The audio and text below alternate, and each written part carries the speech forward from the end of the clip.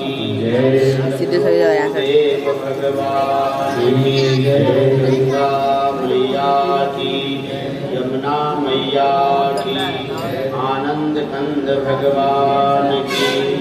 ओम नमः पार्वतीपतये, हर हर महादेव।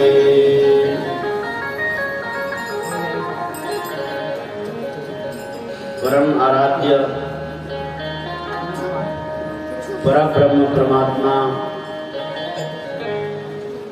अखंड ब्रह्मांड नायक भगवान नटराजराज साम्य भगवान शिव के ज्ञान स्वरूप समस्त संत चरणों में प्रणाम करते हुए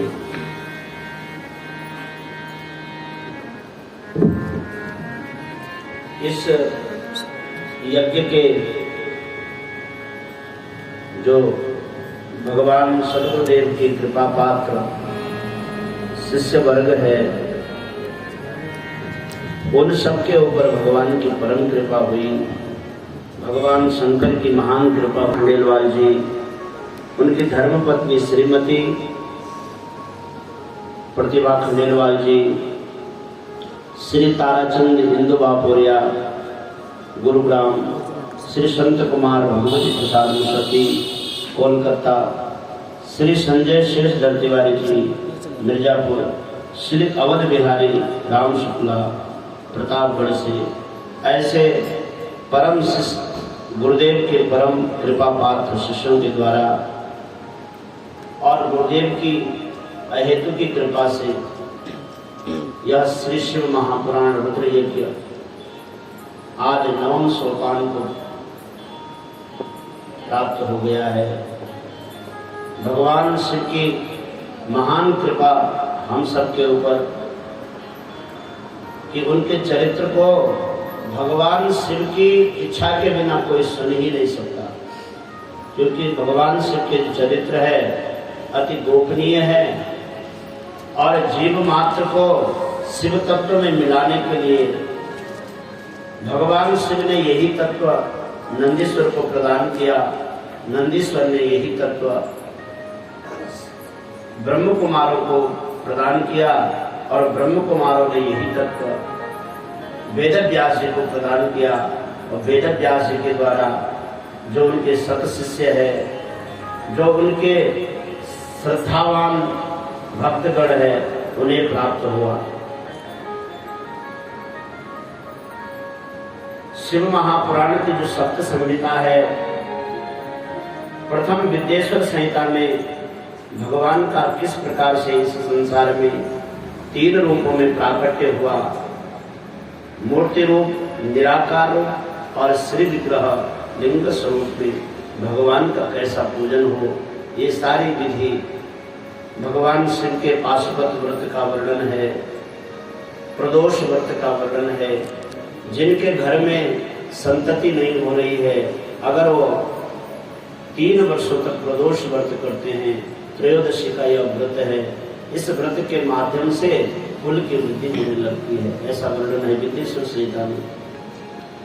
भगवान शिव का पूजन किन रूपों में हो, पार्थिव रूप में, किस प्रकार का शिवलिंग हो घर पे, और कहते हैं कि देखो जीव मात्र को अगर मुक्ति चाहिए तो भगवान शिव की कृपा होनी ही चाहिए। रामचरितमानस प्रमाण है, भरत जी जो जब भगवान राम वनवास गए तो राम जी के वियोग में दशरथ महाराज इतने विकल हो गए कि अन्न जल त्याग दिया। तो कहते हैं कि जब महाराज दशरथ जी प्राण त्याग करने लग गए तो भगवान शिव से एक बार वरदान मांगा था कि अगर मैं मरते समय अगर राम नहीं बोल पाऊंगा तो आप आकर के मेरे मुंह से राम बोलना, क्योंकि मेरे इष्ट के माध्यम से ही मुझे मुक्ति प्राप्त होगी। तो वर्णन है कि राम राम कही राम कही, राम राम कही राम, 6 बार राम शब्द आया है। तब कहा कि दशरथ जी ने अपने प्राण त्यागे। बोले 6 बार क्यों कहा? 6 बार कहने की आवश्यकता क्यों थी? राम को एक ही बार राम कहने से व्यक्ति मुक्त हो जाता, तो दशरथ जी ने 6 बार क्यों कहा? संतों ने प्रमाण दिया, महापुरुषों ने प्रमाण दिया कि 5 बार भगवान शिव ने कहा।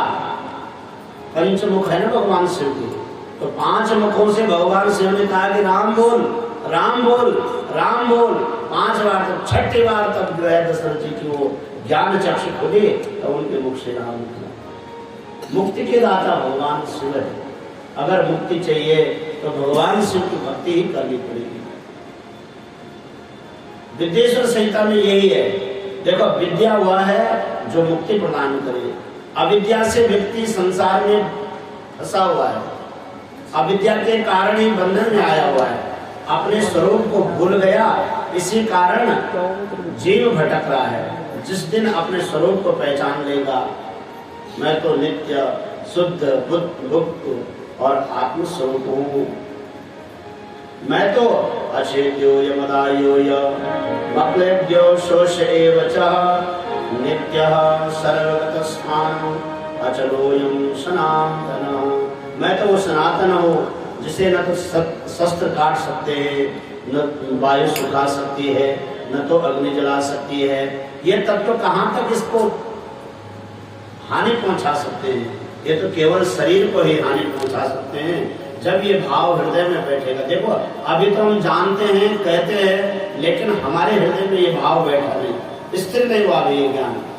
जिस दिन यह ज्ञान हो जाए, जानते हम सब कुछ है, लेकिन जब हमारे ऊपर कष्ट आता है तब पहचान होती है। शिव पुराण में भगवान शिव और माँ पार्वती के संवाद में एक दिव्य उपाख्यान है, वो भी शिवरात्रि का दिव्य पर्व का वह उपाख्यान है। एक बार माँ पार्वती भगवान शिव से कहती हैं कि हे शिव, आपके मंदिर में सबसे ज्यादा भीड़ लगी रहती है, सर सभी आपके भक्त हैं और ये भक्ति करते हैं, लेकिन परेशान, दुखी और इतने संकट में क्यों जाते हैं? आप तो आशुतोष है प्रभु, आप इनके ऊपर दया क्यों नहीं करते? माता पार्वती ने कहा भगवान शंकर से कि जो आपकी भक्ति करता है उसे तो कष्ट होना ही नहीं चाहिए, क्योंकि आपको देख करके काल में जो है भयभीत रहता है। ग्रहों की क्या औकात की आपके सामने आ सके। भवानी ने जब भगवान शंकर से कहा तो भगवान शंकर ने कहा कि भवानी, ये भक्ति तो करते हैं लेकिन व्यभिचारिणी भक्ति करते हैं। आज संसार में देखिए आप कि कोई भी फायदा की बात बोलो तो वहां पर भीड़ लग जाएगी। बोले भगवान शंकर ने कहा कि भक्ति करते हैं लेकिन अनन्य भक्ति नहीं करती।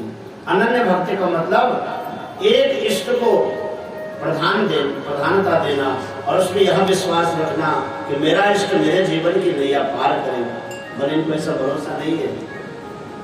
बोले क्या प्रभु, दिन भर भूखे हैं, रात्रि भर जागरण कर रहे हैं, कहाँ से जल ला रहे हैं, कितनी कठिनाइयों से जल ला करके आपके मंदिर में चढ़ा रहे हैं, और आप कह रहे हैं कि इनकी भक्ति जो है सुंदर भक्ति नहीं, व्यभिचारिणी होती है। बोला अगर तुम्हें विश्वास नहीं तो मेरे साथ चलो। जैसे विश्वनाथ जी का मंदिर है, ऐसा ही बहुत प्रतिष्ठित मंदिर दक्षिण भारत में दिव्य मंदिर है। उस मंदिर के चारों तरफ एक एक कोस तक भक्तों की लाइन लगी हुई है, जल पात्र लिया हुआ सबने हाथ में, सब ओम नमः शिवाय, ओम नमः शिवाय जाप करते हुए जल ले रहा है। कोई नृत्य कर रहा है, कोई आनंद में झूम रहा है। वहां पार्वती ने कहा कि प्रभु देखो कितनी भक्ति बह रही है, कितना आनंद है। आज तो संपूर्ण वसुंधरा आपकी भक्ति से नृत्य कर रही है। भगवान का चिंता मत कर, अभी बता दूंगा। पर भगवान ने कहा देखो, जब तक मैं नहीं कहूंगा तब तक तुम कुछ कहना मत, तुम शांत होकर के बैठे रहना। भगवान शिव ने एक वृद्ध शरीर धारण किया। भवानी माता तो बहुत सुंदर स्वरूप में थी, वृद्ध शरीर धारण किया, शरीर में जो कुष्ठ रोग उत्पन्न कर दिया। और जिस मार्ग से जल भरे हुए भक्त लोग जा रहे थे, लोटे में जल लेकर के शिव नाम का गायन करते हुए जा रहे थे, उसी कोने पर एक गड्ढे में वृद्ध शरीर होकर के भगवान गिर गए। माता पार्वती बोला तुम पंखा झलते रहो। आधा घंटा तक सब नृत्य करते रहे, माता बुलाते रहे, लेकिन किसी का ध्यान उधर जा ही नहीं रहा। सबको ये जल्दी है कि अगर लाइन से बाहर हो जाऊंगा तो फिर दोबारा लाइन लगानी पड़ेगी। तो सब अपनी लाइन पे लगे हुए हैं, भगवान को जल चढ़ाने के लिए जा रहे हैं। कुछ लोगों ने देखा कि सुंदर स्त्री यहाँ पर क्यों बैठी है, तो कुछ लोग गए, देखा तो गड्ढे में एक वृद्ध पुरुष पड़ा हुआ है। बोला देवी तुम कौन हो, ये कौन है? तो भगवान से कहा कि बोलूं कि न बोलूं? तो भगवान ने सारे में कहा कि बताओ, अपना परिचय दो। तो मैंने कहा ये मेरे पति है। उन्होंने माता पार्वती ने कहा कि ये मेरे पति हैं और बहुत दुखी है, बहुत परेशान है, बस इनको इस गड्ढे से बाहर निकाल दीजिए आप, तो मैं इनको लेकर चले जाऊँ। अब कुछ ने हिम्मत भी कह के निकाल देते हैं, सभी ऐसे नहीं होते। कुछ कई लोगों का हृदय बड़ा पवित्र होता है, भाव सुंदर रहता है। लेकिन जब नीचे देखा तो भगवान पे तो गलित कुष्ठ रोग हो रखा था। आप सब भयभीत हो गए, भयभीत हो गए कि अरे कहीं हम इसको छुआ हमारे ऊपर कुष्ठ रोग ना आ जाए। तो फिर हम तो भगवान शिव को जल चढ़ा, तो किसी ने कहा कि हम जल चढ़ा लेंगे तब निकालने के लिए आएंगे। बोला ये अगर बाहर नहीं आएंगे तो यही प्राण त्याग देंगे, आप लोग मेरी मदद कर लीजिए। बहुत लोग जा रहे थे, बहुत लोग भक्ति कर रहे, भक्ति के मार्ग पे जा रहे थे, लेकिन किसी ने यह हिम्मत नहीं किया कि भगवान तो वहीं थे, भगवान तो उनकी परीक्षा ले रहे थे। कुछ ज्ञानी आए, ज्ञानियों ने उपदेश दिया कि देवी ये शरीर तो नश्वर है, इस शरीर के लिए क्यों परेशान हो रही हो, तुम भगवान शिव की प्रार्थना करो, शिव तुम्हारे इसका उद्धार करेंगे। बोला अच्छा शिव की प्रार्थना करो, शिव तो यहाँ गड्ढे में पड़ रखा है और तुम बोलो शिव की प्रार्थना करो। कैसे भक्त हो गए, माँ को धीरे धीरे वह जो संदेह था वो निवृत्त होने लग गया। जो भगवान कह रहे थे कि ये जो है भक्ति तो करते हैं लेकिन ज्ञान पूर्वक भक्ति नहीं करते हैं। अब ज्ञानी भक्त आकर के ज्ञान का उपदेश कर रहे हैं, लेकिन मदद कोई नहीं कर रहा। कोई पूछ रहा कब से बीमार है ये, क्या हुआ है इनको, और ये पूछ पाछ के जा रहे हैं, लेकिन किसी ने हिम्मत नहीं की कि भगवान को बाहर निकाले। भगवान वहां से मुस्कुरा रहे थे, पार्वती बोल कितनी भीड़ है।